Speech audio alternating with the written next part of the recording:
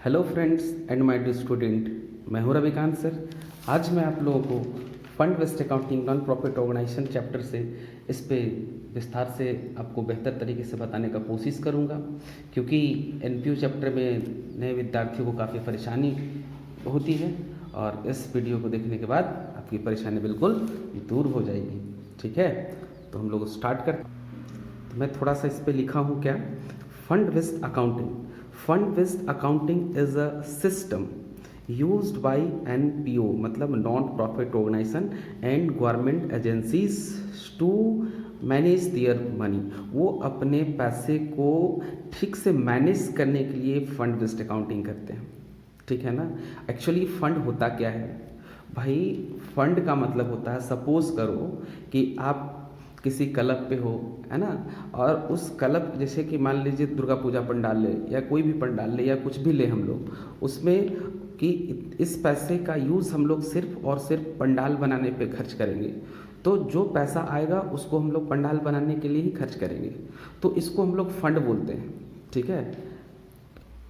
फिर और भी फंड है, जैसे स्पोर्ट्स फंड है, प्राइज फंड है ना, मैच फंड है। तो इस तरह के विशेष विशेष फंड होते हैं, तो उसको हम लोग अभी विस्तार से देखेंगे।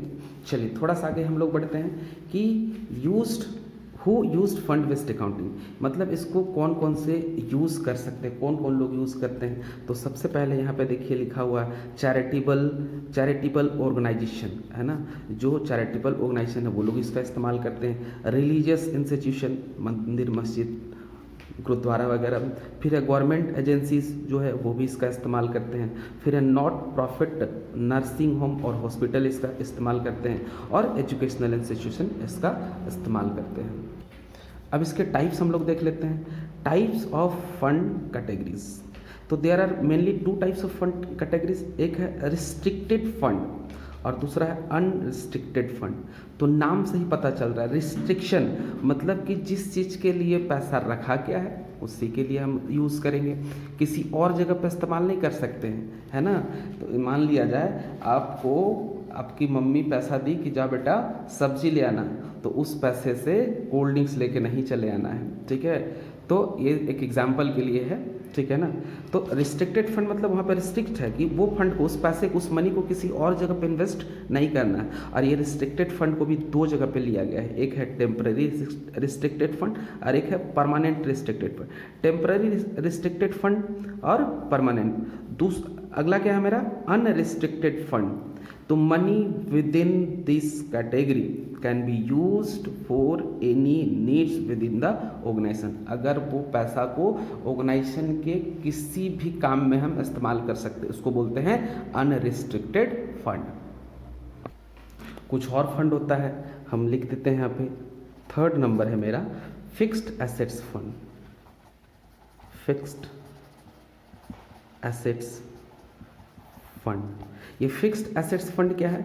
जैसे कि रहता है कि बिल्डिंग कंस्ट्रक्शन फंड है या पवेलियन कंस्ट्रक्शन फंड है, एग्जाम हॉल कंस्ट्रक्शन फंड है, तो ये भी रिस्ट्रिक्टेड फंड के अंतर्गत ही आ जाता है ना।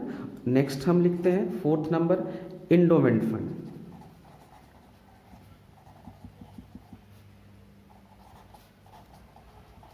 इंडोमेंट फंड, ये इंडोमेंट फंड क्या होता है, कहाँ से आता है? तो ये हमें या तो किसी से गिफ्ट मिल गया, या तो हम लेजिसियस जिसको बोल सकते हैं, है ना, लेजिसिस। ठीक है, तो ये लेजिसियस और गिफ्ट से हमारा इंडोमेंट फंड बनता है। ये लेजिसियस क्या होता है? तो लेजिसियस का मतलब होता है जैसे कि वसीयत एक प्रकार का उपहार या दान को कह सकते हैं, जो किसी मृत व्यक्ति की इच्छा अनुसार प्राप्त होता है। आप टीवी वगैरह में देखते होंगे कि उसका वसीयत ले लेते हैं। वसीयत क्या है? तो ये एक तरह का जो मृत व्यक्ति के द्वारा दिया गया एक दान कह सकते हैं, जो उसके नॉमिनी को या जिसको भी मिलता है उसको हम लोग वसीयत कहते हैं। तो बात आती है कि हम लोग यहाँ पे अकाउंटिंग ट्रीटमेंट कैसे करेंगे। ठीक है ना। तो हर अलग अलग चीज़ के लिए अलग अलग हम लोग अकाउंटिंग ट्रीटमेंट करेंगे। मान लीजिए कोई स्पोर्ट्स फंड है तो उसका अलग होगा, है ना, कोई मंदिर मस्जिद है तो उसका बिल्कुल अलग होगा, है ना।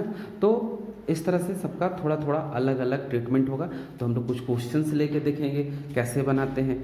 ठीक है, तो बिल्कुल क्लियर हो जाएगा, है ना। तो फंड एकदम सिंपल सा चीज़ है, जैसे कि मान लो आपके पास कोई स्पोर्ट्स क्लब है और वहाँ पे पैसा मिला है प्लेयर से या कहीं से और मिला है, तो उस पैसे को हम लोग रखे हैं, उस पैसे को कहीं पे इन्वेस्ट कर दिए, फिर उसका इंटरेस्ट मिला तो उससे फंड बढ़ेगा, फिर उस पैसे को हम कहीं पे एक्सपेंस करेंगे तो उसको माइनस कर देंगे, फंड क्या हो जाएगा, घट जाएगा, माइनस हो जाएगा। तो इस तरह से हम लोग अकाउंटिंग ट्रीटमेंट करते हैं। तो मैं कोशिश करूँगा 2-4 क्वेश्चन इस पर सॉल्व करके दिखा दूँ, आप देखिए बिल्कुल क्लियर हो जाएगा। चलिए क्वेश्चन को हम लोग सॉल्व करते हैं।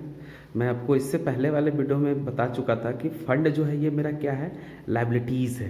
क्या है, लायबिलिटीज़ है, और इसको हम लोग इनकम और एक्सपेंडिचर अकाउंट में शो नहीं करते, इसको हम लोग लायबिलिटीज़ में ही शो करेंगे। बट शो करने से पहले उसके लिए हम लोग एक तो टूर्नामेंट फंड जो है वो एक बना लेंगे हम लोग, ठीक है, स्टेटमेंट, और इसके बाद यहाँ पे जो भी होगा उसको हम लोग शो करेंगे। हाँ, यहाँ पे एक बात याद रखना है, वो मैं क्वेश्चन के एंड में बताऊंगा, आप देखेंगे बिल्कुल समझ में आएगा, ठीक है।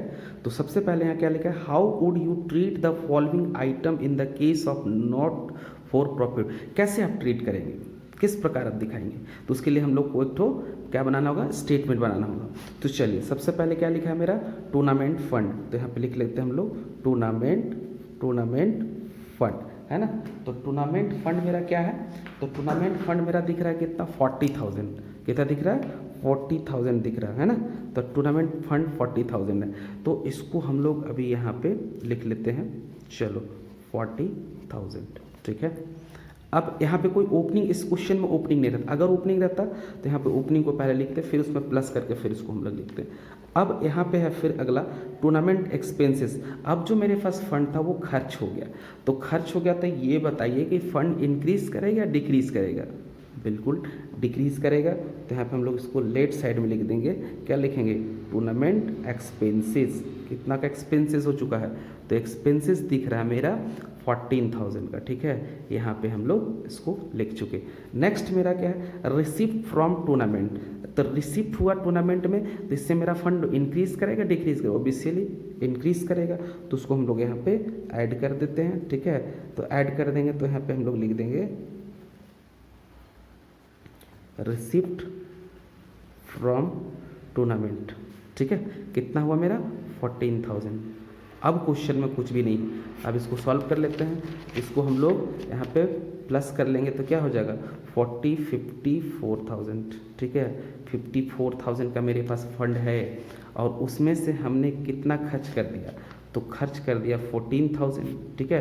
तो 14,000 खर्च कर दिया, तो ओ सॉरी यहाँ पे अमाउंट गलत दिखा गया, यहाँ पे 16 हो जाएगा, ठीक है, 16, तो इसको प्लस करेंगे तो यहाँ पे 6 और यहाँ पे 5, तो 56 हो गया। 14 माइनस करेंगे तो यहाँ पे 200 और यहाँ पे 4, 42,000 अभी भी मेरा फंड शेष रह गया, बैलेंस हो गया, है ना। अब ये 42,000 को हम लोग कहाँ पे शो करेंगे, तो ये मेरा लायबिलिटीज़ है, क्योंकि इसको वहीं खर्च करना, कहाँ, टूर्नामेंट में ही खर्च करना, किसी और जगह पे खर्च नहीं करना। So it will be show in asset liability side in balance sheet, balance sheet में लायबिलिटी साइड करोगे, ठीक है, इसको शो करना है। लेकिन अगर इन केस इस क्वेश्चन को थोड़ा सा अगर हम लोग पलट दें, ठीक है, इसी क्वेश्चन को पलट दें कि यहाँ पे हमारा अगर हमारा फंड रहता 30,000, ठीक है, और मेरा रिसिप्ट होता हमारा 10,000, और खर्च हो जाता 45,000, ठीक है, एकदम सिंपल क्वेश्चन।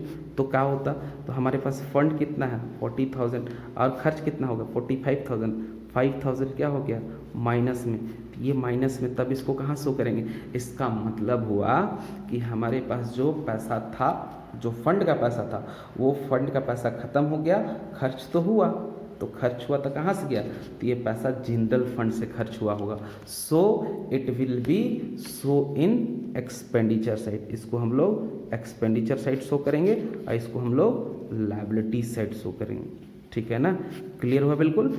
अब हम लोग नेक्स्ट क्वेश्चन देखेंगे।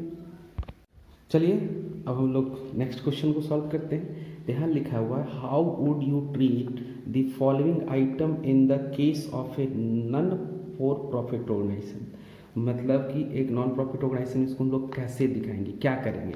तो सबसे पहले देखिए यहाँ मैच फंड, यहाँ पे डेट भी दिया हुआ है ना, तो यहाँ पे लिख लेते हैं हम लोग मैच फंड, हमारे पास पहले से था 1/4/2018 का, ठीक है, क्या है 40,000, ठीक है ना। अब हम लोग आगे चलते हैं, आगे क्या है, फिर बोलता है sale of match ticket. Match ticket sale करेंगे तो उससे मेरा फंड इंक्रीज करेगा या डिक्रीज करेगा, बिल्कुल इंक्रीज करेगा, तो इसको हम लोग यहाँ पे ऐड कर देते हैं, क्या है सेल ऑफ मैच टिकट।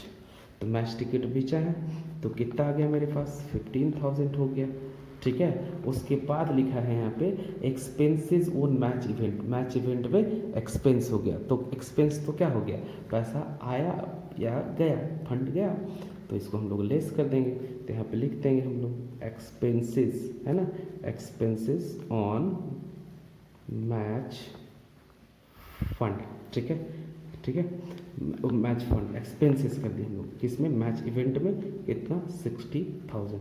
चलिए अब इसको हम लोग देख लेते हैं, 40 यहाँ पे हो गया 55,000। अब हमारे पास यहाँ सीन क्या है कि मेरे पास आया 55,000 और खर्च हो गया कितना 60,000, ठीक है ना, खर्च हो गया हमारा 60,000, तो ये जो है 5,000 रुपया मेरा माइनस में आया। देन इट विल बी, तब हम लोग यहाँ पे लिख देंगे कि मैच एक्सपेंसेस जो है वो एक्स्ट्रा खर्च हो गया, देन यहाँ पे लिख देंगे इट विल बी शो, है ना, इन कहाँ पे, लायबिलिटीज़ में या फिक्स एक्सपेंडिचर में, लायबिलिटीज़ में बिल्कुल भी शो नहीं करेंगे, कहाँ शो करेंगे हम लोग, एक्सपेंडिचर साइड। एकदम आसान है फंड बेस्ड अकाउंटिंग करना, ठीक है ना। अगले वीडियो में आपको फिर अगला क्वेश्चन बताऊंगा, अलग सा क्वेश्चन। Thank you.